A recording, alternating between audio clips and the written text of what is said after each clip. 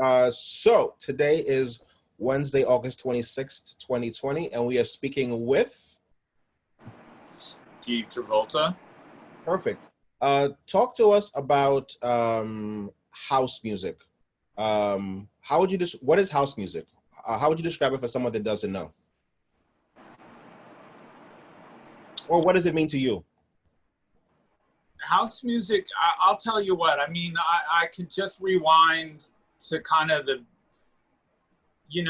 well, I'll take it, back to, let's say, 86, 85 for me, because I kind of came of age, back then I was about 16 years old. And, I would buy like compilation albums back then, because I lived on the West Coast. So I would buy, Chicago Tracks records. I'd be listening to records like Baby Wants to Ride by Frankie Knuckles. And I remember classifying them in the category, like, I wasn't a DJ at that point, but it hit me as like, oh, this is like Erotic City, or the thing that I like about Prince is what I like about house music. I do think that, house music is post-disco, post-garage. I think it was taking shape at the garage in that, a lot of DJs were doing edits at that point, isolating breaks, kind of making things a little more fluid, perhaps a bit more minimal, or focusing on certain elements. And I think, you had people like Boyd Jarvis, probably inspired by the things that Danny Krivit and other people that were doing, that started to kind of make these tracks that were more sparse and more minimal and more dance floor oriented, and probably not as much radio oriented. No, that's a fair point. And then talk to us about DJing. What is a DJ for those that don't know, and how did you get involved in DJing? I think my story is similar to a lot of people. I used to buy a lot of import records, and I was actually a social director for a fraternity, Sigma Nu, University of Washington, and I would make mixtapes for those things. And I think that really led to me getting a job at a place in downtown Seattle called Rebar. But when I walked into that place, I literally could not mix a beat together to save my life. I think I bought a mixer just to understand how to bring one thing up and one thing down. And I'll tell you what, I was determined to move to New York City to be a DJ. But I really didn't have the skills when I moved to New York. It wasn't until I started going on dance floors and, hearing people like Danny Krivit, Frankie Knuckles, Junior Vasquez play, that I really started to understand there was a structure to music and there was a way to put them together. I mean, frankly, before I really started doing a lot of shopping with Danny Krivit, or, around that time, we would talk about the edits he did, i.e. Love is a Message, or you could name countless edits that Danny has done. And that changed my DJing, because I started to realize that there was a structure and there was a way that he was editing things. If he wasn't just taking straight bars, he was figuring a way, editing around problematic areas. So I learned a lot just, just by these friendships. I mean, I think I probably learned more than anything just shopping with Danny, though, for sure.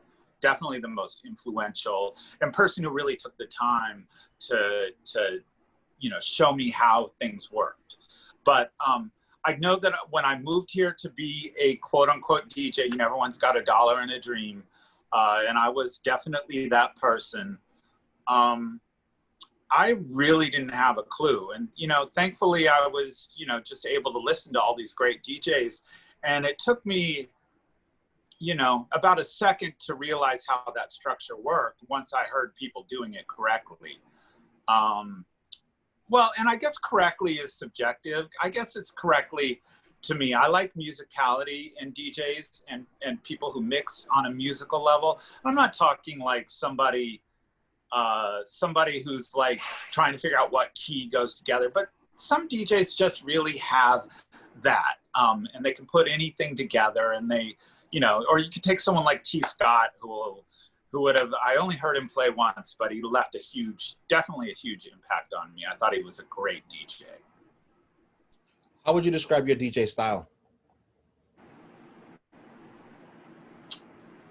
I would call it deep. I would call it influenced by the Sound Factory, because I really like that style of house that was going on in 92, 93. But I'm mindful not to be stuck in the past, because, you know, you want to be able to freshen up those records as well. So I would call it deep, but I definitely have, you know, an adventurous side. And but I'm kind of very specific about peak hour music. So, you know, I kind of need like more of a New York crowd that understands that type of house music. And that doesn't just mean like somebody who's 40, because you have plenty of 20-year-olds who are interested in that particular style of house. But a lot of the new stuff that I pick, I think, is really influenced by that. One more question about DJing. Explain to folks, what's the difference between a local DJ versus a traveling DJ? Wow. Yeah, that seems to be a difficult too, because I think it's all relative to your experience. I did do a little bit of traveling, and I felt that I missed that personal connection. I love to see people enter a room. Everybody, you know, if you have friends and you spend any time on the dance floor, socializing with them, I like communicating with people that way. And so for me, that is local, because I think you can really, you can greet people by the music in itself when they walk on the floor. And I think it's nice to feel people acknowledged and welcome. And traveling DJs, I would say, you really need to be more of a producer, or, kind of have a little bit of name recognition through that. And that wasn't really my forte. I really like playing live. I like playing 4 to 6 hours, kind of because that's how long it takes me to achieve anything that's noteworthy. I feel like in a 2-hour set that I'm pretty basic, you know, like I might let you, you know, give you a little peek for a second here and there, but I feel like even on that level I miss. So I guess for me, local is just that experience and the connection to people. I'm not that, I mean, you know, I guess you don't have to be as much of a producer today, but, you could be connected through the internet, but I do like, you know, knowing that I've spoken to somebody that, you know, I just have some history and some experience to guide me along the way. I don't know if that helps you. It does. That's kind of my perception of it at this point. And then talk to me about, explain to folks what is peak hour, and explain to folks what is peak hour music. You know, I'm always going to say I think that's relative, because I think we all have different experiences. I mean, peak hour just means you want to walk in, you want to drop, like, let's say I'm coming on at 12 o'clock at LeBain. You want to drop a record to get that dance floor to kind of generate power, to use like the title of a DJ Pierre record. And all roads with great house music always go back to Pierre, I think. Or, you know, among another many producers, but he's definitely one that you're like, you're always thinking of. So I feel like you kind of, it's really about getting that crowd amped up and, you know, making the room shake for a good couple of hours. That's not the way I started. I started playing at, you know, places like Webster Hall 2 nights a week back in the 90s. And you would roll up in there and you would put on, you know, you could play an Alicia Myers record, You know, for me, I was really fascinated with the garage because I was spending a lot of time with Danny Krivitz. So, you know, I get a chance to play records like Visuals, The Music Got Me, records that people really wouldn't identify with my sound because while I do drop a garage thing in here and there, I feel like there are a lot of people who lived it and do it a lot better than I do. And you know, sometimes I get that feeling, and when inspired, I certainly have a great time with it. But I'm more got fascinated with educating myself about the garage because so many of the house records sampled that era to create their music. So when I started hanging out with Danny Krivit and doing a little bit of editing for him, it just kind of inspired me to go back and kind of, you know, familiarize myself with that music, which I love.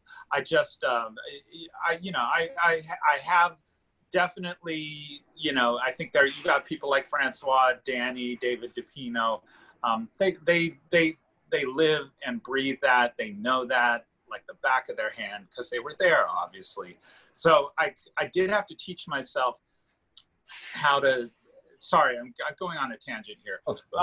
You know, how to kind of like not be obsessed with it. But I appreciate that I had a whole night to work with because I could play 2 hours of music that maybe wasn't of the moment. You know, maybe once I got into the, you know, 11, 12 o'clock hour, I would be playing back then, you know, more current stuff like anything by MK, Frankie Knuckles, David Morales, you know, or Junior at the time was really influential in early 90s New York. You know, he would definitely inspire a lot of what was played. Perfect. Talk to us about what is a sound factory for those that don't know? After hours, no alcohol. People didn't really get to the sound factory till 4 o'clock. In the morning. In the morning. Junior would probably start getting fired up. Like Junior would start playing at 2 a.m. But he probably didn't get that room like fired up until about 5, 6 a.m. in the morning. I would say back then it would usually end about 10, and I think more on noon if it was like a spectacular party or a special event, something like that. And he really captured the imagination of 90s house music, you know, and the crowd's imagination at that. And Junior could technically be a flawless mixer. And he had a musicality to his artistry that was pretty spectacular when he was on. Now, at the same time, you lived above the sound factory and you would do your own private parties as well. I never went to one of those, but I heard they were legendary. Talk to us about those parties. Okay, so the Sound Factory had changed into Twilo. So Junior was actually back down spinning downstairs. And I would call that Twilo was more of a peak hour club. Meaning, and the music was a little more, EDM is not the right word because it still had its New York feel to it. But, you know, at that point, the internet had come around because we're talking late 90s. So, you know, you were getting a lot of Sasha and Digweeds, and these were the main draws at Twilo. And so, you know, the sound had started to change at that point, and I would just call it more global. So I lived above there with Cesar Galindo in a loft space that was subdivided among artists. It was there. Cesar had a 10-year lease on that floor. So we're talking 10,000 square feet. And the rent on that was $5,000, which is unheard of. So we lived there, and around that time, they had started reimagining what was happening on the west side of Manhattan, which is 27th Street between 10th and 11th. Whereas they were more factory buildings, everything was getting converted into restaurants, bars, and that building they were getting ready to sell that building. And so they were trying to get rid of people who held leases as we did at that point in time. So we ended up having parties to fight them and pay legal bills on that space. So that's why it was called the Loft Preservation Society. And it wasn't like, it was pretty much a wood box. So we would have maybe a couple of some sub-bass speakers and just some JBL tops. And it wasn't like the most fantastic sound system in the world, but it was just a big wood box. So the acoustics were great already, and it just really worked for that space. So we were able to get some decent sound in there.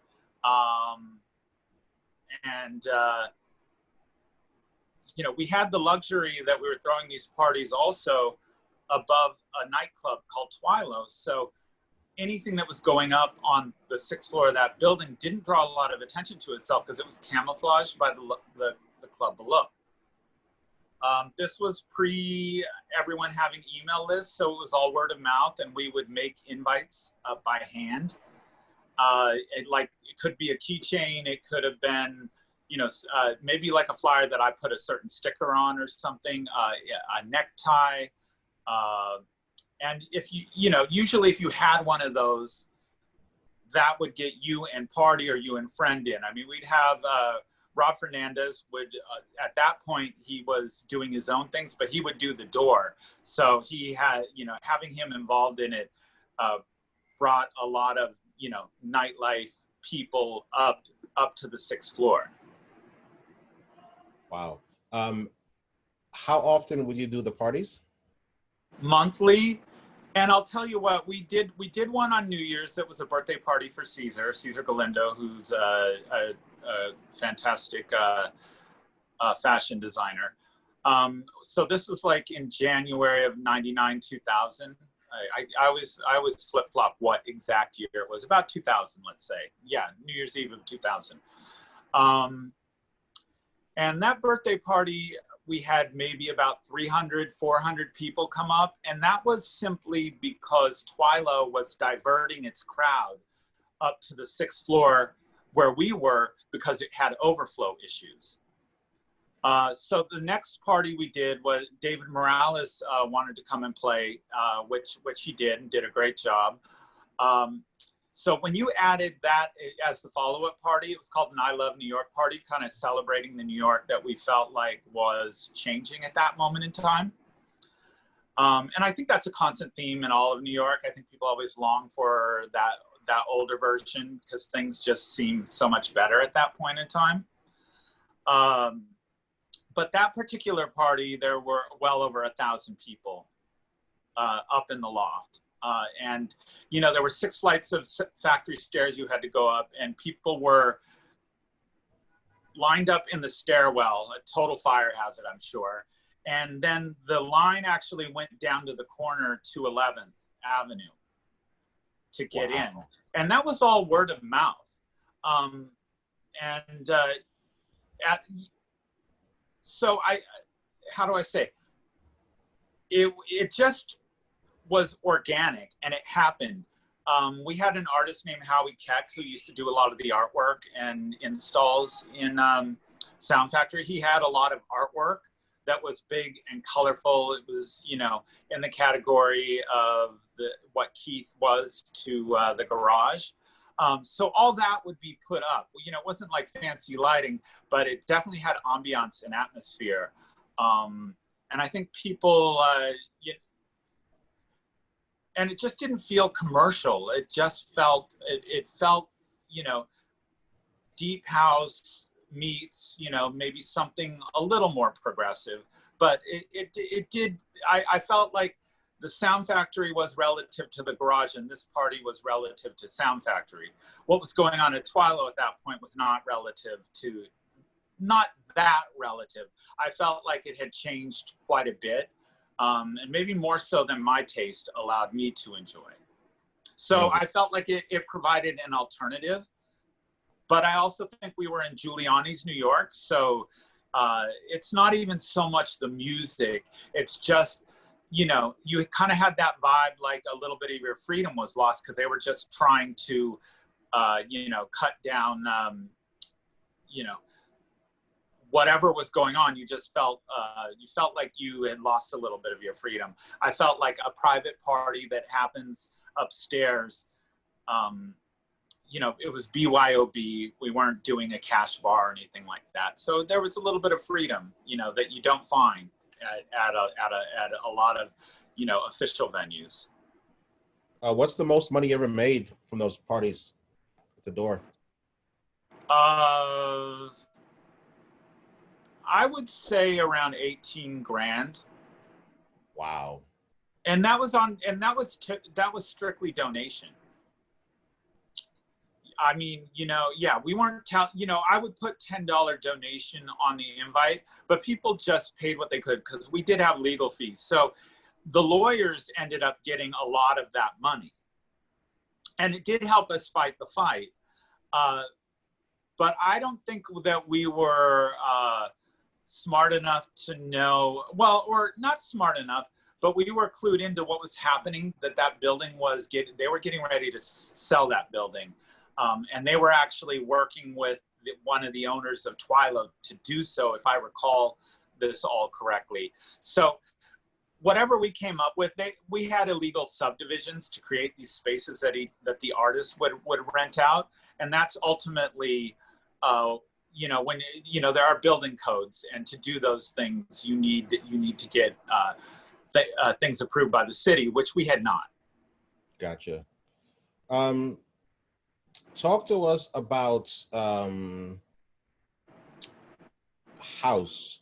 There are many different categorizations and subcategorizations. How would you describe what is soulful house music? Or is it even a thing?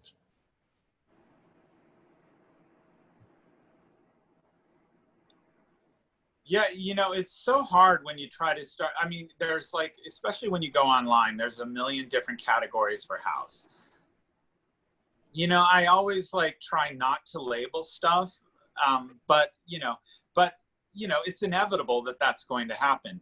I mean, I feel like, you know, clubs like The Shelter and Body and Soul, I thought they really had their finger on the pulse of what I thought was soulful. That could have been anything released on King Street, early Strictly Rhythm,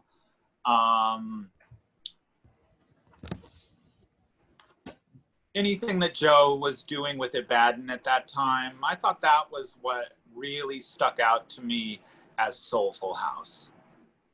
That's a fair point. Talk to us about how did you meet Frankie Knuckles?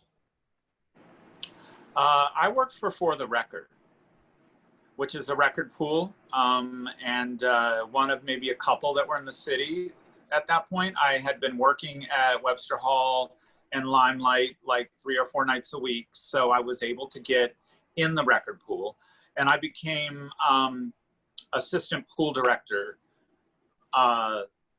for the Record. And, you know, Judy Weinstein ran Def Mix Productions, which was David Morales and Frankie's initial vehicle. You know, later it added in Satoshi Tomi, Heck Romero.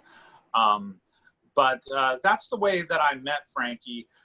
But I'll have to say, I met Frankie more on the dance floor at Sound Factory Bar, because I would, at that time, I was just starting to work at places like Webster Hall and the Limelight. But any Friday night that I did have free, I would spend, you know, on the dance floor, dancing to whatever Frankie was playing. And, you know, I had friends that worked at Billboard magazine. A friend of mine, Ricardo, ran the dance charts. So anytime Frankie was playing a record, I remember this one particular record was not even like the most well-known Frankie. It's more obscure for some people. It was a Denitra Champ record called I've Had Enough. It's a great record. But I remember writing him a letter just about how fantastic and flawless I thought that record was, you know, handwritten. And I felt like he and I started communicating more after that point in time, but it wasn't like immediate. It was just more, I knew him. I really danced to Frankie more than anybody consistently.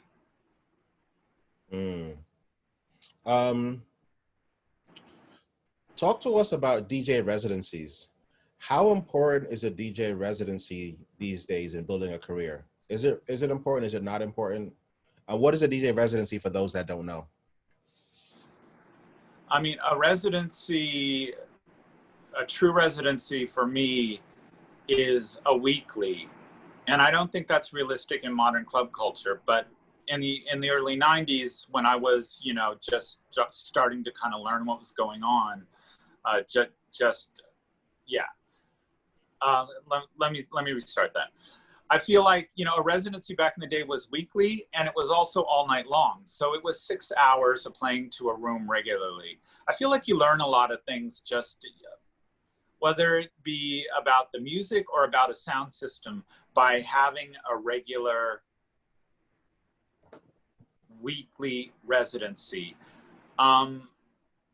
It's hard for me to equate that. Now a residency is maybe a 2-hour, 3-hour time slot once a month somewhere. That's what they call a residency. I know that without those residencies, I have a really difficult time reviewing new music. I might buy 10 things, and because I'm coming on at midnight playing till 3, I think I'm more mindful about how I place things in. And I took when you have 2 hours of an empty room, you're going to listen to your new records in that new room, and you never really know how that record's going to hit you. You might love it. It might be a clunker, or maybe you're the only person who likes it. But certain records just come alive that one moment you play them in the room. And I feel like as far as breaking new music, that it's just really, for me, it's a lot more difficult to not have that regular time frame to play every week. I just feel like some records just gain traction by that process. I feel like there are a lot of records that I just don't get to play because I only have a couple of hours. And, it's just, I think differently about the way I drop things in. That's fair. In a world struggling with COVID, how important is social dancing? Do you feel like because of COVID, dance music or dance club culture may face extinction because of social distancing? Yeah, that's a difficult question to answer, but wow. Yeah, I'll tell you, just even as an artist, I haven't come to grips with it myself. I just don't know. I do think that the dance floor experience is really important. And I know during the age of COVID that, everybody is dealing with this kind of fear of the unknown, whether they're really present with that fear or not. There's a lot of unknowns about COVID. And I feel like it has made what we knew as clubbing hard to conceptualize.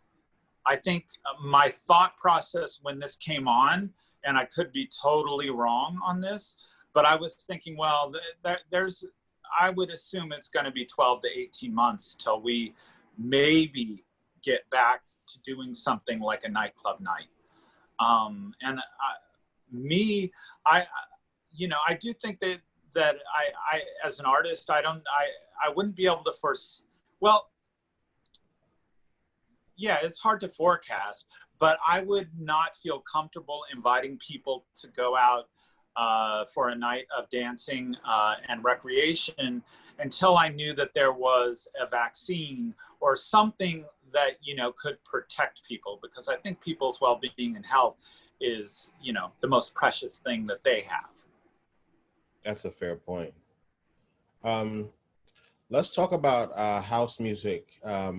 How inclusive is house music these days? Has it become more inclusive or less inclusive from your perspective?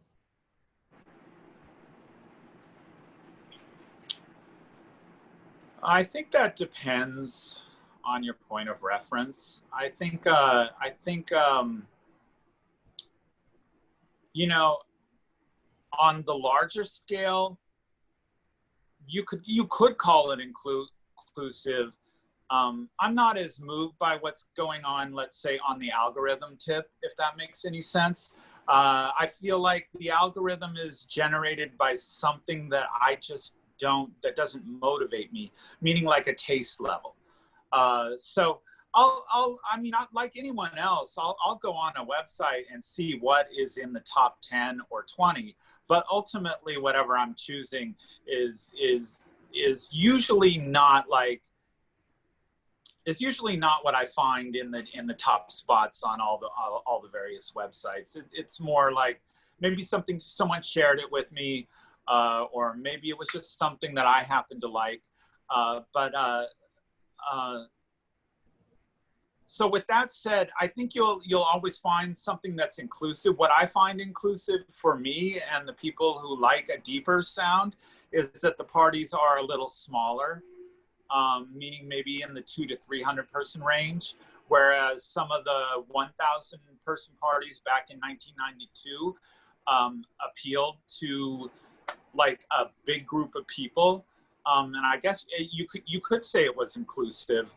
I mean, I think house music is inclusive. I think it just depends on the party you go to and the people that are there. I just think the larger scale, the more global things, or whatever you see in the top 10, maybe isn't as motivating to me. I'm not as called by it as much. That's fair. Talk to us. You used to do a party called Fresh Fruit at Cielo. I love the way you play there. Tell us about what is Cielo for those that don't know, and then tell us about the party and how you approach your DJ sets there. Cielo is a more intimate room, so I think you definitely had already seen things shift into the more to 200 to 300 people venue, or type gatherings that I felt more connected to. Fresh Fruit, I think, was really probably more inspired by the way Quentin Harris was producing at that moment in time. He just was doing a lot of remixing, and it did sound fresh. It didn't sound disconnected from the past, but it certainly felt like it was moving it forward. And I feel like the name, although there was a label in the 90s, I don't think that I directly had thought of that, but I thought Fresh Fruit kind of just reminded, I thought it was a good name for a party, but I think it was definitely inspired by how the stuff he was producing at that time. Oh, sorry, go ahead. Oh, go ahead. No, go ahead. No, I think that's sufficient. You also do remixes and re-edits. Talk to us about your approach. What equipment do you use? How do you think about remixing or re-editing a track? And then what advice would you give for somebody, a 14-year-old that says, you know what, I want to remix and re-edit the way Steve does? What advice would you give them? Most of what I do editing-wise is influenced from Danny Krivit. Because in the late 90s, when I lived in that loft where we had those parties, I was also doing a lot of editing of a lot of his famous bootlegs, meaning they were his edits. But I was kind of learning to use Logic Audio at that time to put them together. So I learned a lot of how to put things together, whether it be bar structure or, figuring out little odd chips here and there to make new passes from working with him. But it's hard for me to compare what I do to what Danny does, because I think he's a brilliant re-editor, and I feel like if there's a way around something that's problematic, he's going to be able to find it. I feel like myself, I can try to take the easier route, or, I just feel like he just has a certain way to get around any problematic moment in an edit. I'll have to, like, I recently worked on something for Gladys, and my edits tend to be long, and I usually need a little bit of feedback from somebody. And I remember I was working on something for Gladys a while ago, or just before it was supposed to come out for Winter Music Conference. I think it got shelved because COVID had hit at that point. Tell people who Gladys is. What? Tell people who Gladys is. Oh, Gladys Pizzaro was really like the heart and soul of Strictly Rhythm. I felt like that was her baby. I mean, she had a partner named Mark, but my connection was to Gladys. So when I think of Strictly Rhythm, I think of Gladys. She runs Launch Entertainment now, which is still which is a great label. I feel like she's been working at that really hard for the past 4 or 5 years. And she's got some great artists putting out some great stuff. Somebody that I've known for a while, and I really respect her opinion. I feel like as an editor, though, I always need like that third ear to kind of help me tailor things. For instance, when I was working with Danny Krivit editing, you know, Kings of Tomorrow finally had come out at that point, or the album version. So I made this kind of groove-oriented edit insanely long because I always overdo that length part. You know, I was having problems figuring out how to finalize the edit. And so Danny really came in and kind of fine-tuned it. And we, Defected had, you know, put that edit out, which was really the first edit that I had come out. It was in a collaboration with Danny Krivit. But I always need that, back to my point, I always need that kind of like somebody say, why, you know, if you could do this. So I guess what I'm saying is, I think I have a lot of great ideas, and usually to finish it off, I need a Gladys or a Danny Krivit to come and say, I think this is where you should isolate it or you should chop it down. I get too lost in the romance of what I'm creating sometimes, and it just goes on forever. My edits need editing, if that makes any sense. But you were asking me, I mean, Logic Audio for me is like the easiest to edit in. I think a lot of like the newer guys probably use Ableton Live. I've been using Logic since the late 90s, so I'm fluent in it. And for me to use Ableton, I would need to take courses to do that. And I don't think that it's necessary. I think I have the skill set within Logic to do it. But I would think those would be one of the two programs you'd use. Probably most of the newer generation, I would say Ableton is probably the one to learn, because I think you can save a lot of steps and edit quicker. However, you know, if you haven't sat down with somebody like a Danny Krivit or somebody like a Francois, who really like understand the art of editing, I feel like your edits are probably going to be more basic, just 4 counts here, 4 counts there. So I am grateful that I was able to sit with people who splice tape together and splice little sections to make complete bars that didn't exist before. I don't know if I would have that mentality when I am editing. Again, I think that Danny really is the king of that. I think I'm derivative of what I learned working for Danny, if that makes any sense. No, that's fair. Going back to DJing, you also played at a party, I think it was called Battle Hymn. Battle Hymn, yeah. That. So tell people, what was Battle Hymn, and then also talk to us about how you approach your set differently, if at all, when playing for a straight club versus a gay club, or where there's more dancing and voguing going on. How does your set differ? Oh boy. Okay, so it's funny. Battle Hymn, I'm trying to remember the name of the venue because it changed. It's like 5 times. Yeah. Yeah, it was over on 29th Street by FIT. Mm-hmm. So we'll say that venue. I mean, I think I remember that place being called the Shadow in the early 90s. Battle Hymn was a party on Sunday nights. Lady Fag ran that party. wildly popular. Christina Visca was also one of the promoters in that party, Christina has always been kind of a source of inspiration. She's one of the original co-owners of the Sound Factory on West 27th Street. So going in there to play, Christina was a familiar person for me to kind of identify with. So Battle Hymn Gay Sunday Night Party, I would say about 1,000+ people on a regular night. You had people like Connie Girl doing the door, and Eric, really kind of had a New York vibe. The place reminded me of a small version of the Limelight. It felt very New York centered. But usually at Battle Hymn, I would be playing an early set. So it would be, maybe like 3 hours.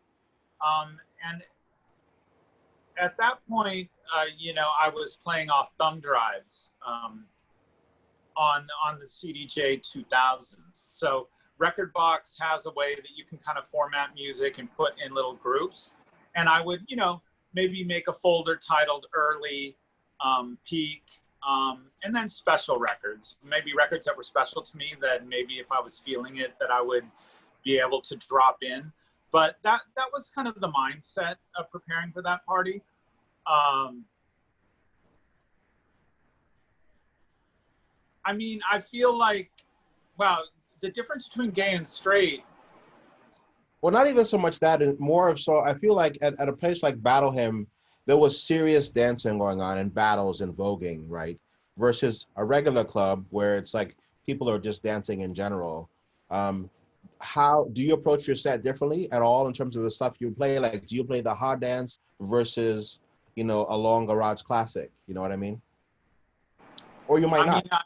A garage record, I would probably be more likely to drop in the earlier part of the night, because it would be part of what I like to canvas the room, or you kind of want to set an atmosphere, a mood, or call a spirit into what you're doing. So it's always, the garage to me is always the foundation.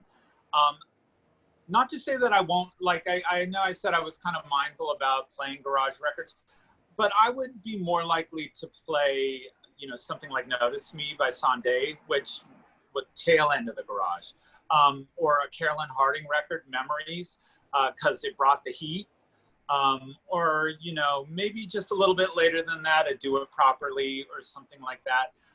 But those types of records worked really well for the Battle Hymn crowd. And I could play those records at any other venue, but I think that they definitely got more of a response. But it wasn't just Vogue. I mean, you had Muscle Queens, you had like a good cross section of kind of different types of people on the dance floor. But anytime you're gonna see a battle break out, you're ultimately, for me, you're inspired by what you're seeing on the dance floor.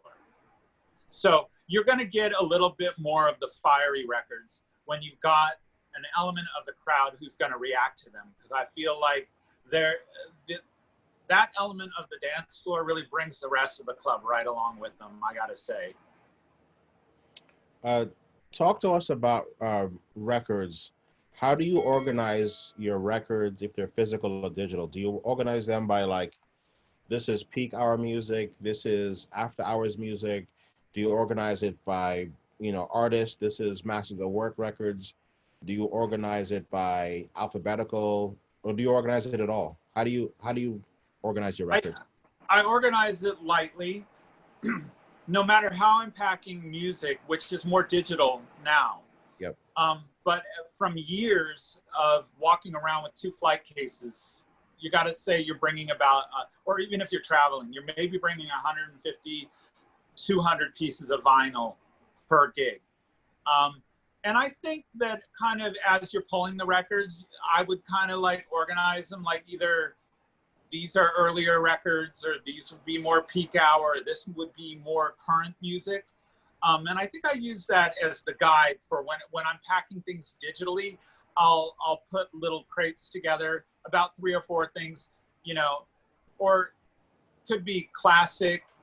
You know, I know there's a classic folder, so if maybe I'm in the mood for that, I'm not planned enough to say, you know, this is what my set's going to be, because I think as a DJ, reading the crowd has always been what has inspired me the most. So I can't pre-organize a set.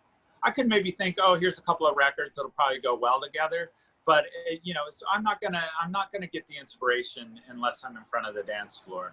But I'll order things. You know, whether I have a box of records or digital, it'll be like, you know, classic vocals, percussion, peak hour, and maybe garage or something like, you know, for instance, Le Bon is the last residency that really inspired me, and that's Christina Visca's party at Birdcage. And I would, at Le Bon near the end, I wasn't playing as frequently, but I was playing more of, if not a 3-hour set, a 6-hour set. So I might throw something out there that I wouldn't even call like garage classic. It's just 80s classic.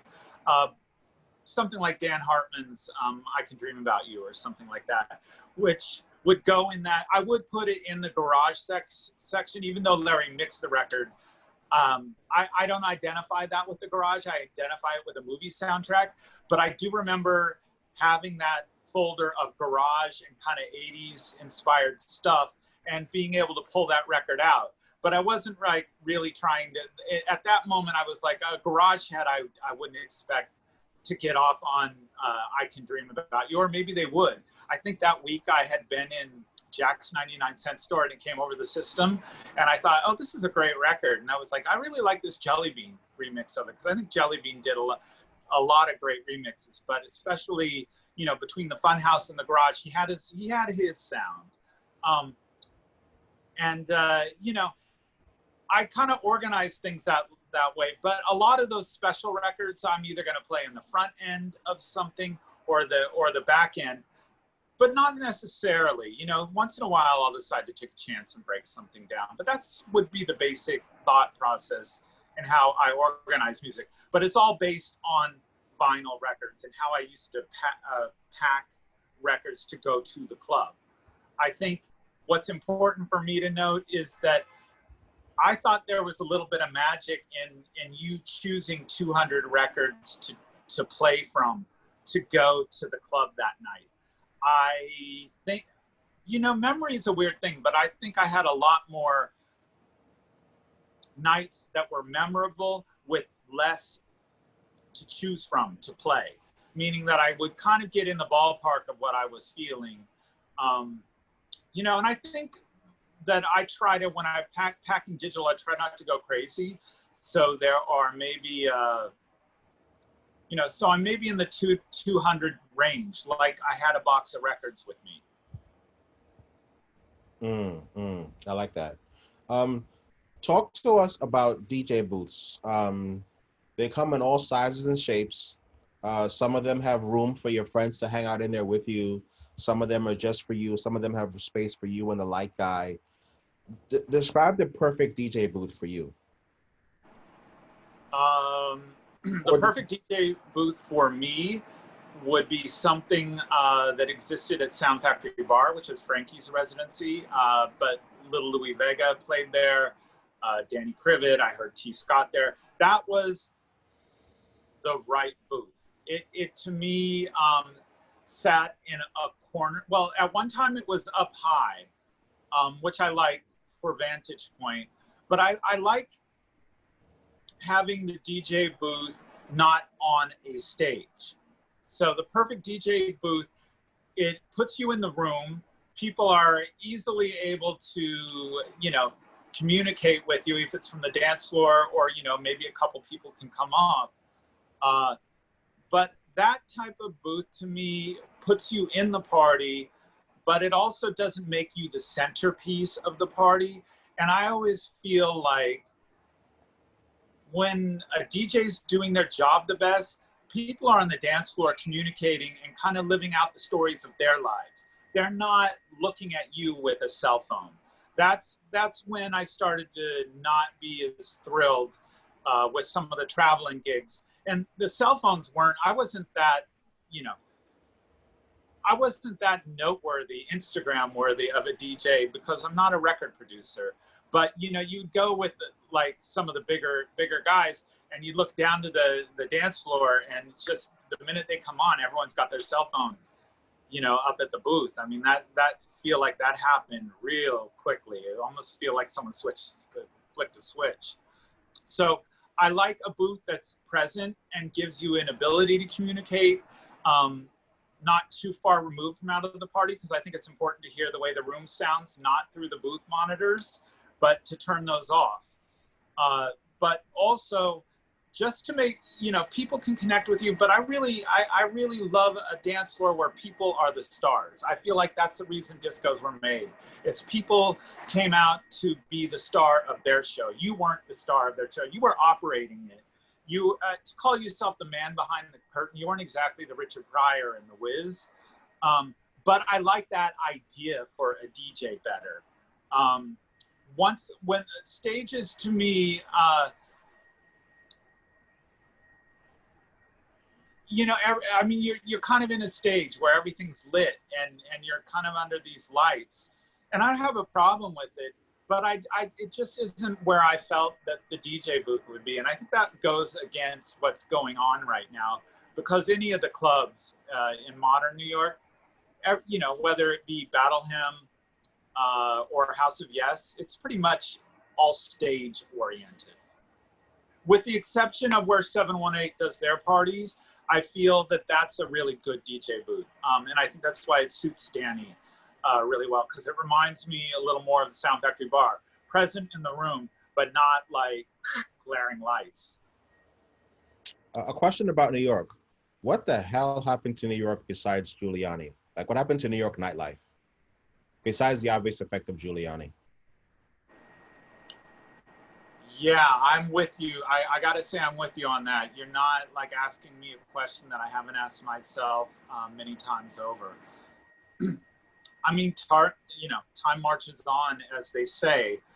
I feel like the .com revolution did have a lot, changed the fabric of New York City, from gentrification to quality of life.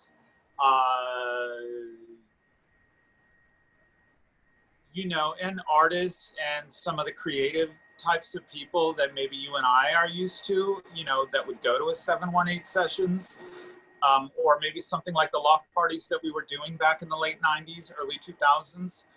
I feel like they got priced, that New York became too expensive, and measured with the post-Giuliani quality of life, or during Giuliani's quality of life thing, I feel like it became harder to cater to that, to this type of crowd.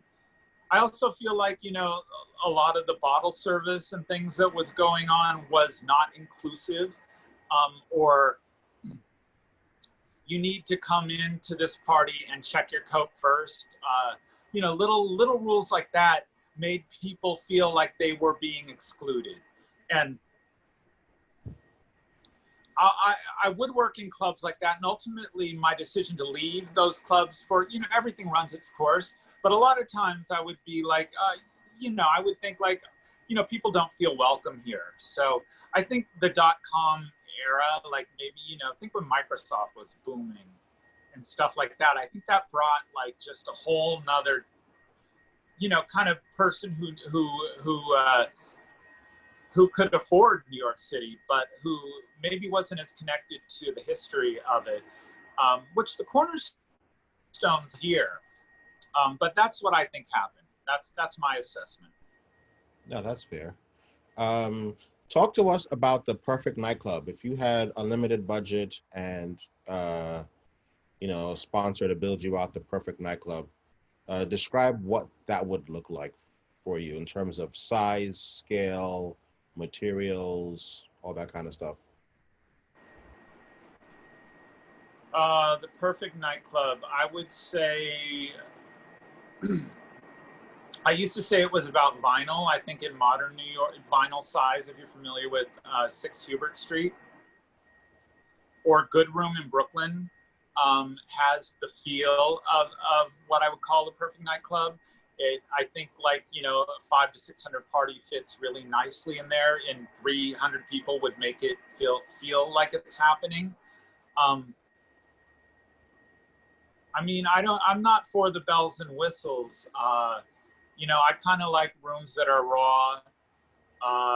Again, you know, lighting's important to a degree, but the people are really the important parts. So, you know, something that feels like a nice wood box, like a vinyl or a good room, is really like the perfect spot for me. I'm pretty sure that's why Danny likes good rooms so much. It reminds me of Sound Factory Bar, for instance. I think Sound Factory Bar is what I used to always call the perfect size nightclub. In modern New York, I think it's even a little bit smaller, because I don't know that we, right now, we have the people. But now, during the age of COVID, I really have a hard time picturing what perfect is, because there's just so much unknown out there. Are there too many DJs? And what I mean by that, present company excluded, I feel like before, DJing was a craft. People were talented and they learned their skill, like yourself, Danny, people like that, etc. Right? Now you go on Mixcloud or SoundCloud or whatever, Spotify, and there's so many DJs, and basically anybody that can, you know, get a Mac can DJ. Is that a good or bad thing, or is that helping or hurting the people that are professionals like yourself? For someone like myself, the fact that you don't have to know how to beat match, for instance, is gonna change the scope of what we do seemingly overnight. So to say it hurts me, though, I feel like it's a little bit of an overstatement, but it definitely creates a lot more people that could do the job that was a lot more specific at a certain point in time. I do feel like a little of the artistry is not there, but I don't want to criticize somebody who does need to use a sync button to DJ, because they can go into a venue and they will get hired for the jobs, and it doesn't make them less of an artist. Well, actually, I just don't think I'm qualified to say. You know, as part of when you're an artist, you kind of do what you do, but you kind of have to not. You can't get caught up in that. Oh, there's 100 people that can do that just by, you know, operate. You know, or I mean, honestly, Moima, I've had DJs hire me for gigs that would like, oh, I need this track, and I was like, I'm not like the Vault. I don't have every house track ever, you know, burned into my, for whatever reason, burned into my catalog. But it was like, oh, just go to YouTube and get it. And I thought, oh my God, you're just downloading things on YouTube and playing it. That's the reality of it. So yeah, the child in me gets annoyed with stuff like that, but I don't know why that would be productive. You got to kind of focus on what you do. You hope the artistry shines through. And if somebody is able to go download bunch of MP3s and do it by their Mac and get a following and get a crowd, I guess more power to them. Although it's a little bittersweet to know that, you know, that it was a little bit more of a couture service that was being offered when there weren't as many DJs. It just, you know, you really had to want it. You had to really want to carry those flight cases of records around, because most DJs, myself included, didn't walk around with an entourage. You know, and even the big guys that were winning Grammy Awards, they maybe had somebody to carry their records, or maybe someone like a Frankie. No, I don't even know if Frankie kept his records at Sound Factory Bar. I know that Junior had the luxury of doing that. But so it's changed the scope of it, but there are a lot more it'll teach you to be a lot more temperamental, that's for sure. Because I used to you just don't realize how good you had it. It's a classic tale. You don't realize how good you had it until it's gone.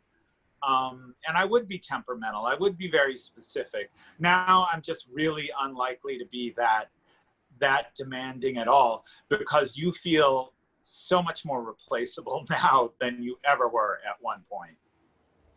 And the final question, how'd you come up with the name Steve Travolta? Yeah, that is not my legal name.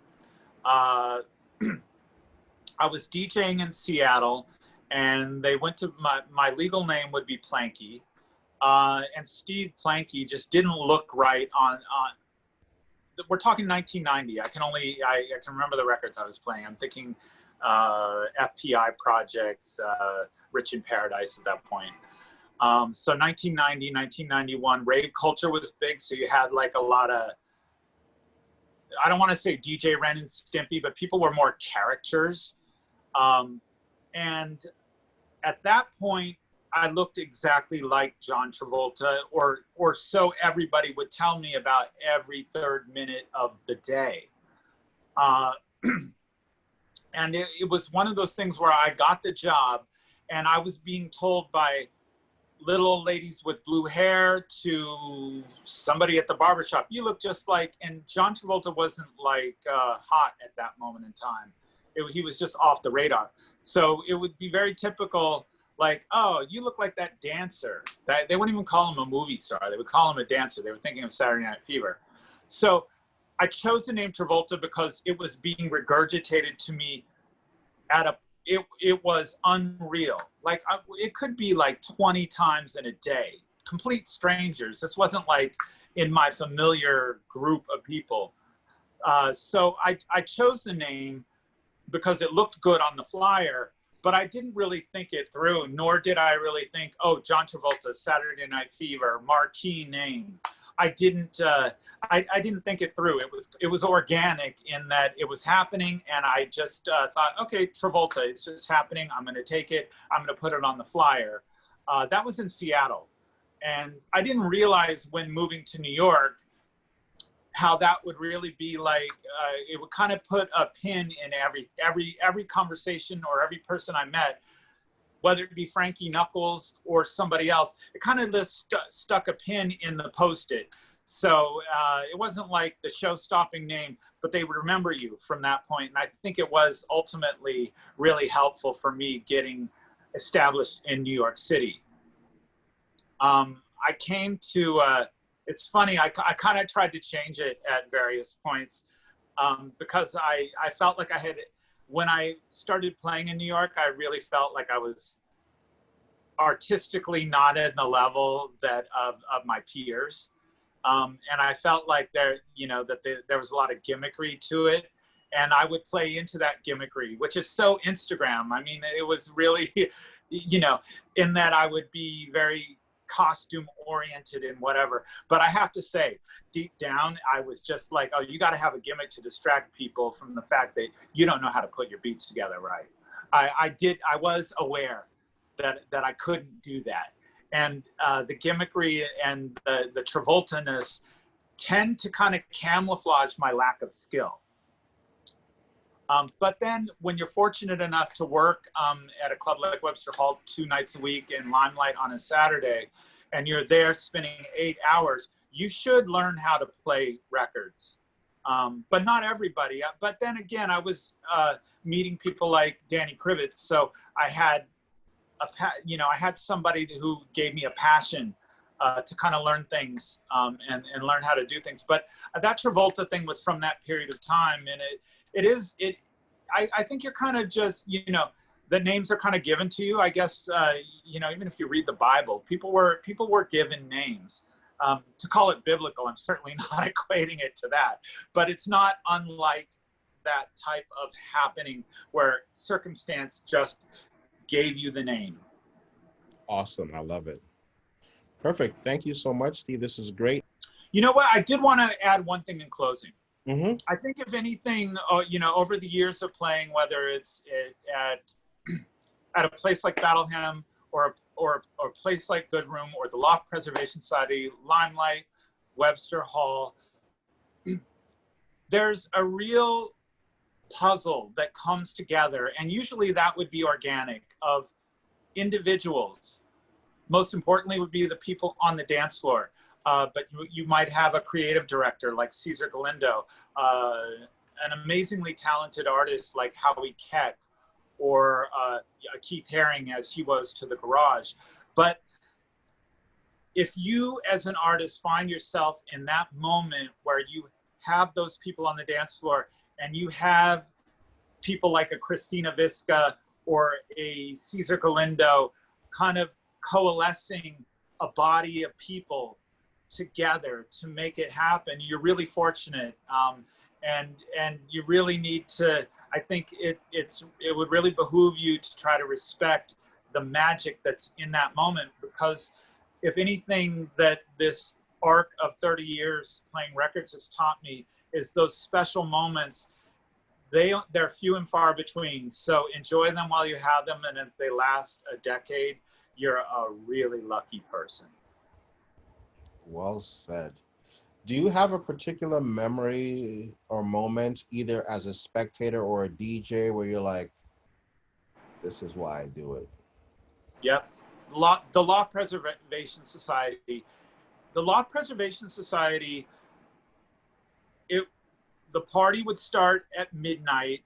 It would go till maybe noon the next day or later, because we were in our apartment, basically. So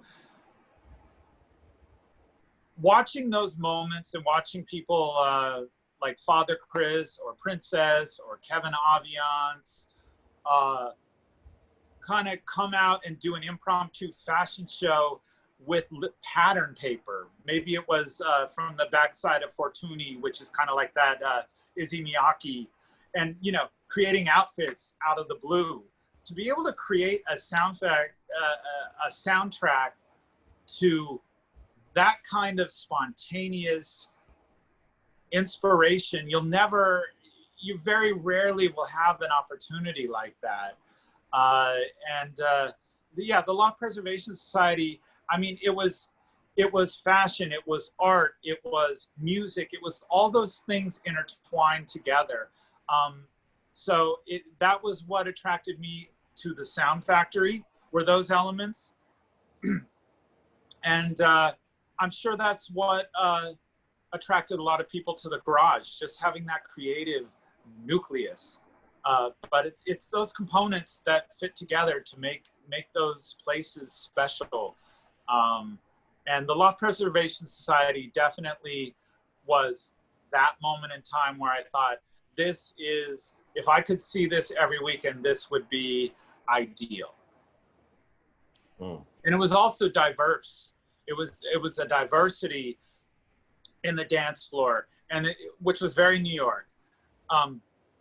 It never felt straight. It never felt gay. It never felt,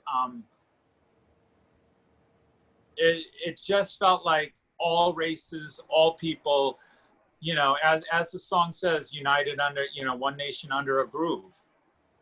And that is New York. That is New York. You get a fabric of just a little bit of everything. And I think that's the reason so many of us are attracted to this city. No, that's perfect. Well said. Well, thank you so much. I really appreciate your time. And I'll keep you posted once the site's redone and this goes live. All right. Moima, thank you so much. Be safe.